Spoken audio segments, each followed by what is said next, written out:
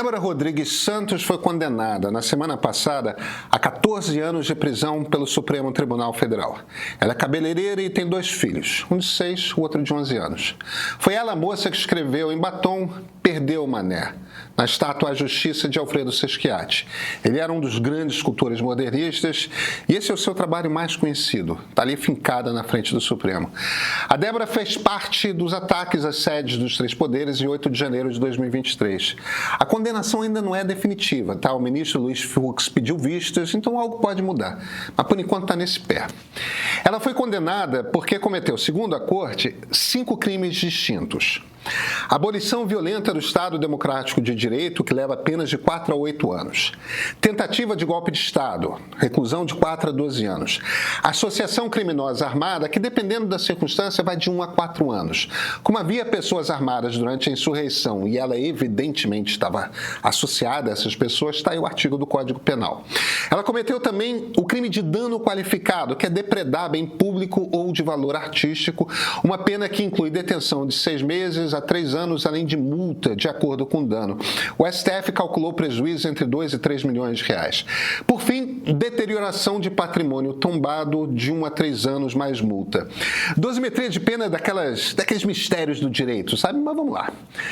Até agora, 2 ministros do Supremo fizeram as suas contas e chegaram à conclusão de que, na soma geral, contando cada crime, ficou nisso, 14 anos de reclusão. Depois de 12 anos e 6 meses, pode pedir para cumprir o resto em casa. O médico Antônio Teobaldo Magalhães de Andrade, ele estuprou uma paciente dentro de um posto de saúde em Joinville em 2011. Ficou foragido por anos. Em fevereiro agora, o STJ o condenou a 12 anos e 5 meses de reclusão em regime fechado. O mecânico Júnior Januário da Silva assassinou a sua ex-companheira, Ana Carolina dos Santos, a facadas. Isso foi em Goiás. A vítima já tinha uma medida protetiva que obrigava o ex-marido a manter distância. Não adiantou, tá? Foi condenado pelo Tribunal do Júri em dezembro a 12 anos de reclusão por homicídio qualificado. Sim, inclui na dosimetria o agravante por ser feminicídio. Leonardo Rodrigues Júri estrangulou e matou o pai de santo, Michael Andreoli, em 2018. Os 2 tinham caso. Ele foi condenado a 14 anos de reclusão. Mas vamos falar de alguns casos mais conhecidos. Elise Matsunaga, que matou o marido, o empresário Marcos Quitano, depois esquartejou o seu corpo para escondê-lo, foi condenada a 16 anos e 3 meses de prisão, 2 anos mais do que Débora. Paula Tomás, que assassinou com o ex-marido a atriz Daniela Pérez, foi condenada a 15 anos de reclusão, 1 ano mais do que a Débora.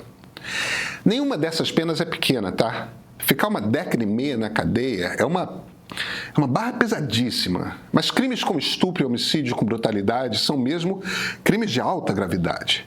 E o que o Supremo Tribunal Federal está dizendo é que o crime da Débora, assim como de pelo menos outras 12 pessoas ali do Rio de Janeiro, tem esse tamanho de gravidade. É equivalente a matar e esquartejar o marido ou então a estuprar uma paciente anestesiada. Vocês acham que é? Mesmo, senta aí, pensa. É equivalente? Se a Débora, que ativamente participou do 8 de outubro, pegou 14 anos de prisão, o general Braga Neto vai pegar quantos? 20 anos? E o ex-presidente Jair Bolsonaro, 22 anos? Ou seja, ter o poder da presidência da República, ser general de exército, ex-ministro de Estado, candidato a vice-presidente da República e planejar um golpe de Estado, botar em marcha um plano de golpe de Estado, ativamente trabalhar para que ocorra um golpe de Estado, promover uma campanha dentro do Exército Brasileiro de pressão para que o alto comando embarque num golpe de Estado, é assim 30% a 40% mais grave do que Pichá perder o Mané numa estátua enquanto participa de um avanço contra prédios públicos. Os Black Blocs, que ativamente depredaram patrimônio público em 2013, foram condenados a penas que variam de 5 a 7 anos de detenção. É uma pena rigorosa. De novo, é uma pena dura. 5, 7 anos numa cadeia, um dia após o outro. Ninguém quer isso na vida. E vocês sabem como são as cadeias brasileiras. Jair Bolsonaro vai ficar como Lula ficou, numa cela de Estado maior. Uma sala confortável, com banheiro, televisão na qual pode espetar ali um pendrive com programas que as visitas trazem, ar-condicionado. Braga Neto, Augusto Heleno, mesma coisa. Vão ter celas bem bacanas. A turba do 8 de janeiro, eles vão ficar no inferno prisional brasileiro. Paulo Galo, o sujeito que ateou fogo na estátua do Borba Gato em São Paulo, foi condenado a 3 anos em regime aberto e aí a pena foi substituída por horas de serviços comunitários. Tudo bem, a estátua é horrorosa e não pode ser comparada artisticamente com o trabalho do Alfredo Seschiatti. Mas é patrimônio público e o sujeito levantou um fogaréu do lado de um posto de gasolina. Ele pôs em risco uma explosão imensa em São Paulo que poderia ter matado gente. E o meu ponto aqui nem é que a condenação seja desmedida, porque, na boa, parece adequada. Estamos julgando algo muito, muito importante. Houve uma real tentativa de golpe de Estado. A melhor maneira de fazer esse julgamento é com os critérios da democracia. Vamos ter uma conversa sobre isso? Sobre o que é justiça numa democracia? Sobre como democracias se defendem? Eu sou Pedro Doria, editor do Meio. Sabe, a vida da gente ia ser muito mais fácil se a gente simplesmente abraçasse o governo Lula. Os algoritmos das redes gostam de polarização. Se você está de um dos lados e cumpre a cartilha, repete sempre as mesmas ideias, não diz para as pessoas daquele time, sabe, nada que vai perturbar os mantras, as redes vão te entregar milhões de seguidores.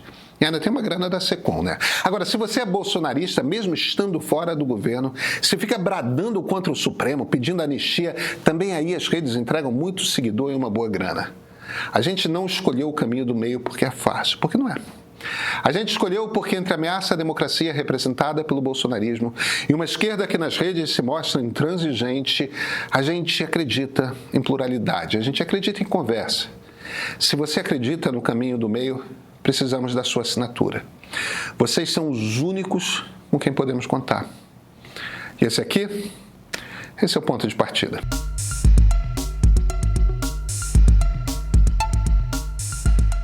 John Rawls, um dos grandes filósofos da democracia contemporânea, fazia o seguinte argumento sobre a essência da justiça.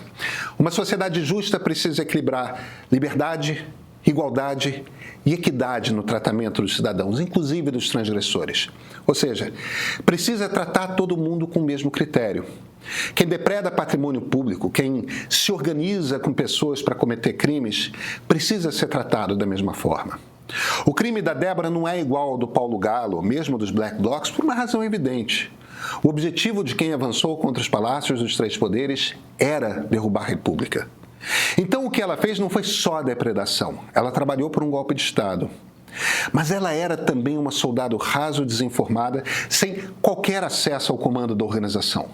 Ela não participou de planejamento algum. O que ela fez foi, estando imersa no universo de desinformação, se juntar à turba.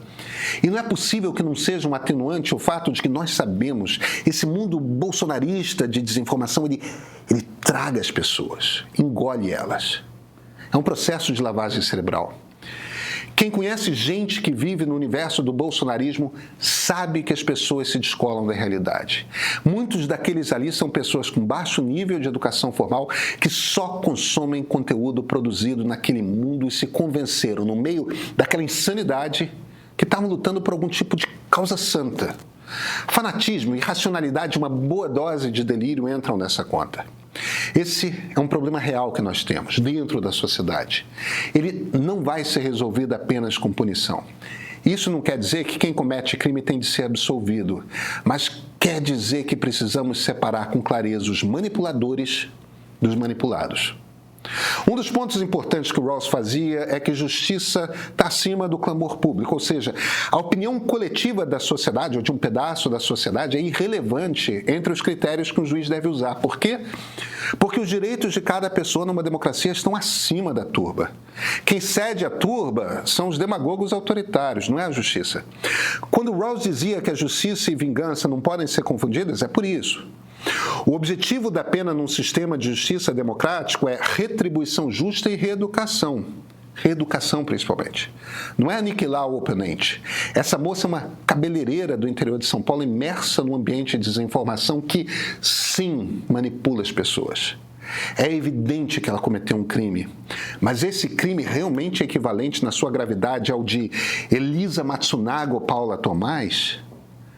A questão da proporcionalidade na punição é muito simples. Um sistema de justiça numa democracia precisa se distinguir de uma operação de vingança contra os inimigos políticos.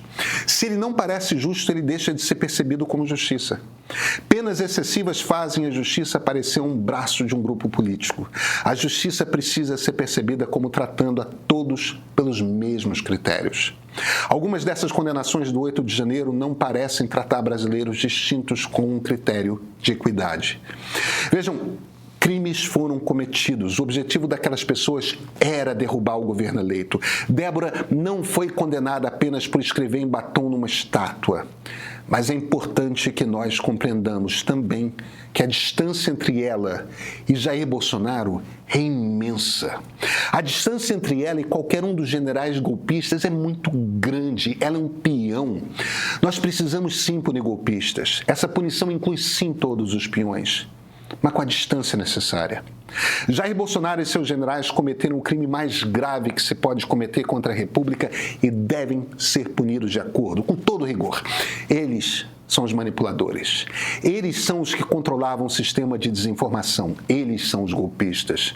Nós temos na sociedade essa crise de desinformação. Uma parte relevante de nós vive num universo conspiracionista, uma realidade paralela e fantasiosa. As condenações com esse nível de pena ajudam a extrema-direita mais do que servem à democracia. Débora é uma imbecil que se deslumbrou no momento de loucura.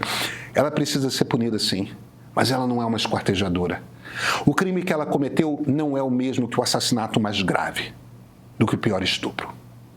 Fundações do Pensamento Político Brasileiro traz 20 anos de pesquisa concentrados em suas 728 páginas. Nesse livro eu tento desvendar a formação do pensamento político brasileiro e como as influências europeias moldaram o nosso estilo periférico de pensar e de agir.